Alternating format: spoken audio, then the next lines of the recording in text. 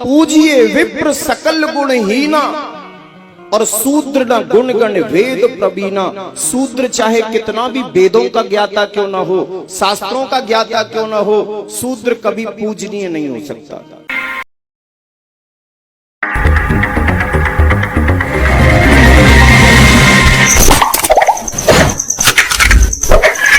दोस्तों जय भीम नमो बुद्धाय। देश के अंदर एक पाखंडी बाबा का एक जन्म हो गया है और उस पाखंडी बाबा ने कैसे शूद्रों को बेवकूफ बना रहा है, अपने खुद के सामने बैठा कर खुद अपने आप को सर्वश्रेष्ठ समझ रहा है और सामने वाले की बेइज्जती कर रहा है। और ये लोग बेइज्जती के लायक है, इसीलिए बेइज्जती को कबूल कर रहे हैं। देश के अंदर SC, ST, OBC, तो दोस्तों ये जो लोग हैं इनको ब्राह्मणों ने मनुस्मृति के आधार पर सबसे पहले ब्राह्मण जो ब्रह्मा के जो मुख से पैदा हुआ वो कोई मां से पैदा नहीं हुआ, वह तो ब्राह्मण हो गया। जिसकी उत्पत्ति गलत हो वो भगवान हो गया। तो इसी तरीके से जो कंधों से जन्म लिया, जो भुजाओं से जन्म लिया, वो क्षत्रिय हो गया, वो भी अपनी मां के जन्म नहीं लिया। उसके बाद में जो अपनी नाभि से पैदा हुआ वो वैश्य हो गया। और इसी तरीके से पैरों से पैदा हुआ जो SC, ST, OBC, जो OBC वर्ग है वो शूद्र है। और जो SC, ST जिनको अपन बोलते हैं वो छूत नहीं अछूत है। तो इसी तरीके से इस देश के अंदर आज संविधान के जिंदा रहते देश की जनता को किस तरीके से पाखंड में धकेलने का और अपने आप को सर्वश्रेष्ठ बताने का ये दावा करने वाला पाखंडी बाबा को पहले सुनिए ये क्या कहता है कि जो भागवत है वह भगवान ने लिखी है। सुनिए इसकी बात। और भगवान ने जो चीज लिखी है, क्या हम भगवान की बात पर भी विश्वास ना करें? क्या हम भगवान से भी ऊपर हो गए? सुनिए इसकी बात पहले। इसको भागवत को किसने लिखा? अरे भगवान ने ही तो लिखा। अब भगवान ने जो लिखा उसको भी हम ना माने। आपने सुन लिया तो मैं अब जवाब दे रहा हूं। सबसे पहले तो यह बात जो कह रहा है कि भगवान ने भागवत लिखी, दोस्तों भगवान एक ऐसी चीज है इस पूरे वर्ल्ड के अंदर जो कि वह दिखाई नहीं देता है। भगवान है वो दिखाई नहीं देता है। अगर वो भगवान दिखाई देने लग गया, अगर जब भगवान दिखाई नहीं देगा तो दिखाई देने वाली चीज कैसे लिखेगा?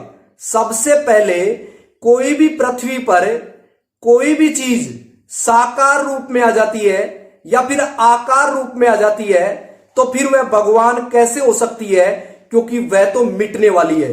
जब साकार रूप में कोई भी चीज आप देखते हैं, कोई भी व्यक्ति का इस दुनिया में जन्म हुआ है, वो उसका जन्म ही इसलिए हुआ है कि उसकी मृत्यु सुनिश्चित है। जब मृत्यु ही सुनिश्चित है तो दोस्तों आप मुझे बता दीजिएगा, जब जन्म और डेट की तारीख ही फिक्स नहीं है तो फिर मुझे बता दीजिएगा कि ये भागवत जो लिखने वाला है भगवान है, उसने जो दिखाई देने वाली भागवत है उसको किस तरीके से लिख दिया?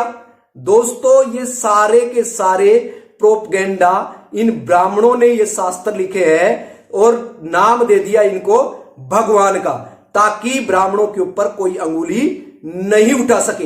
विप्र का मतलब क्या होता है? विप्र का मतलब ब्राह्मण होता है।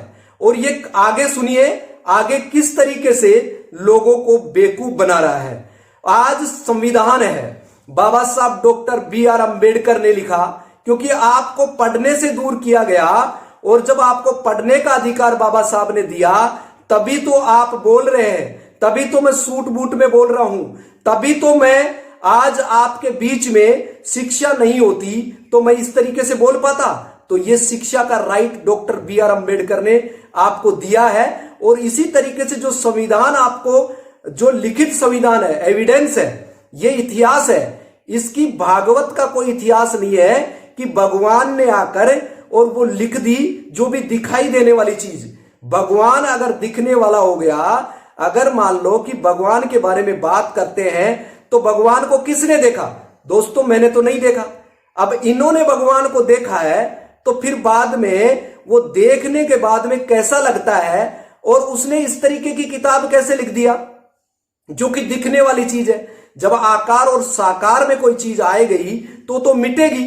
तो इसी तरीके से किसी का जन्म हो गया तो वो तो मरने वाला है। आज आदमी कोई भी जी रहा है तो मरने के लिए जी रहा है, और मरने से पहले वह क्या कर रहा है, वह पाखंड में तो नहीं फंस रहा है, वो गलत तो नहीं कर रहा है, लोगों को पाखंड में तो नहीं फंसा रहा है। और इनमें सबसे ज्यादा अपनी मां बहन बेटियां हैं जो कि इन पाखंडियों के चक्रों में आकर, इस भगवान की लीला में चक्कर में आकर अपनी जीवन लीला समाप्त कर देती है और आने वाली भावी पीढ़ी की जीवन लीला समाप्त कर देती है। उनको पता ही नहीं है अगर वो राइट जो उनको मिले हैं वो संविधान के कारण से मिले हैं, और संविधान का सह भी नहीं जानते हो। और इसी तरीके से आगे सुनिए इस बाबा की, पाखंडी बाबा की बात।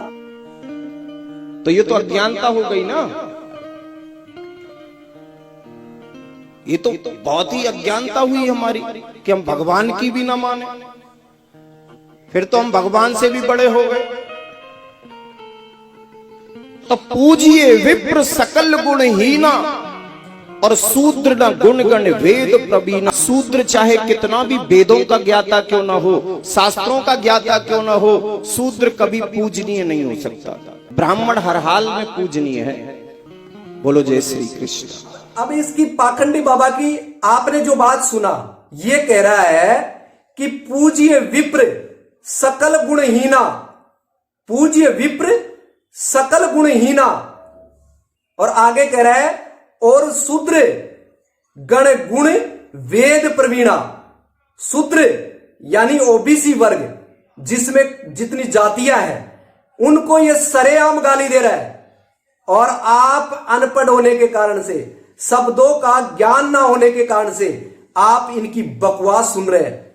और आपको राइट है 51A के द्वारा इसके ऊपर कोर्ट एंड कंडेप्ट करना चाहिए था, और इसके ऊपर रासुका लगानी चाहिए थी, और इसके ऊपर यानी FIR दर्ज कोर्ट के अंदर करके, थाने में करके, और इसको जेल की सलाखों के पीछे होना चाहिए था।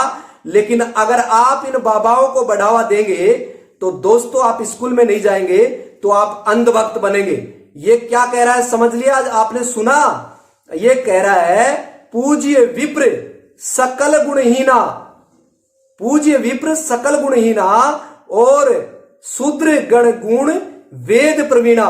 शूद्र कितना भी पढ़ लिख जाए, कितने भी शास्त्र पढ़ ले, कितना भी कुछ कर ले, कितना भी ज्ञानवान हो जाए, लेकिन वो शूद्र जो ओबीसी वर्ग है वह कभी भी पूजने लायक नहीं है। ये इस तरीके की बात कर रहा है ये पाखंडी बाबा, और खुद को स्वयं को यानी विप्र को, ब्राह्मण को क्या कह रहा है कि पूज्य ब्राह्मण जो सकल गुणहीना यानी सकल से, जो गुण से हीन है, और चाहे वो रेप कर रहा हो, चोरी कर रहा हो, कोई किसी भी तरीके का कुकर्म कर रहा हो, वह ब्राह्मण है जाति से, वह विप्र है। वह पूजने लायक कैसे हो सकता है? जो कोई चोर है, जो किसी लड़की के साथ गलत कर रहा है, वो पूजने लायक कैसे हो सकता है? तो दोस्तों मुझे बताइए, ये सरेआम आपको पाखंड में धकेलने का काम कर रहा है, और स्वयं को सर्वश्रेष्ठ बता रहा है, और सामने वाले को नीच कह रहा है, और वो पूजने लायक नहीं है। और इसका खंडन रविदास महाराज ने किया है। जो संत रविदास महाराज है, ये विचारधारा की लड़ाई है। तब रविदास महाराज ने अपनी वाणी में कहा है, ब्राह्मण मत पूजिए, यानी विप्र मत पूजिए, ब्राह्मण मत पूजिए जो है गुणहीन, और पूजिए चरण चंडाल के जो गुण परवीन। तो दोस्तों ये रविदास महाराज ने ऐसा क्यों कहा कि ब्राह्मण मत पूजिए, विप्र मत पूजिए, जो गुण है हीन, जो गुणों से हीन है उसको कैसे पूजा जाएगा? जो चोरी करता है, जो गलत करता है, किसी को मारकाट करता है, वो पूजने लायक है। किसी को कर्म कांड में फंसाता है, वो पूजने लायक है। जो कर्म कांड से बाहर निकाले वही पूजने लायक है। इसलिए पूज्य चरण चंडाल के जो गुण परवीन, जो गुणों में परवीन है, चाहे फिर वो चंडाल ही क्यों ना हो, उसके भी आपको चरण पूज लेना चाहिए। दोस्तों इसी तरीके से आपने देखा होगा, आपको एक कहावत और मैं बता रहा हूं, आपको बता देता हूं कि जैसे उत्तम विद्या लीजिए चाहे ओय नीच के पाए, और परा अपावन ठोर में कंचन तजत ना कोई। तो इसका मतलब है कि उत्तम विद्या लीजिए चाहे होई नीच के पाए, और पड़ा अपावन ठोर में कंचन तजत ना कोई। कंचन कितनी भी गंदगी में पड़ा हुआ हो सोना, लेकिन उसको कोई भी नहीं तजता है, उठा लेता है। इसी तरीके से जो निम्न से निम्न कैटेगरी जो व्यक्ति है, उसके पास में भी ज्ञान है, जैसे बाबा साहब है, वो निम्न से निम्न कैटेगरी में से निकलकर, जिसको इन ब्राह्मणों ने बांट दिया था, अछूत कर दिया था, जो भगवान अपने आप को छूने से आपको मना करता था, लेकिन आज ऐसी भगवान की स्थिति हो गई कि आज भगवान को लोग नकारने लग गए, इन मूर्तियों में विश्वास करने से डरने लग गए। कहीं न कहीं हमारी गाड़ी कमाई का पैसा कहीं न कहीं गलत जगह तो नहीं जा रहा है। तो इसीलिए दोस्तों, इस पाखंडी बाबा का पाखंड देखिए, किस तरीके से देश की जनता को पाखंड में फंसा रहा है। पाखंड की पोल में लकी कोहिनूर चैनल आप देख रहे हैं, इसी तरीके से बाबाओं की पोल लकी कोहिनूर चैनल खोलता है। तो दोस्तों, ज्यादा से ज्यादा इस वीडियो को घर घर तक पहुंचाइए, ताकि इन बाबाओं की पोल खुल सके। ये विचारधारा की लड़ाई है, एक तरफ मनुवाद है, एक तरफ अंबेडकरवाद है। मनुवाद आपको गुलामी की तरफ लेके जा रहा है, धर्म आपको मौन बनाता है, संविधान आपको बोलना सिखाता है। जो बोलने की आजादी देता है, आप उनका समर्थन कीजिए, और जो गुलाम बनाने का आपको मुहिम चला रहे हैं, उनको बायोकाट कीजिए। इस बाबा का पाखंड को आप बायोकाट करें। और फिर मैं मिलूंगा एक लेटेस्ट न्यू वीडियो में, न्यू इंफॉर्मेशन के साथ, जो आज के युवा हैं वो जागृत हो सके। जय भीम, नमो बुद्धाय, शुक्रिया।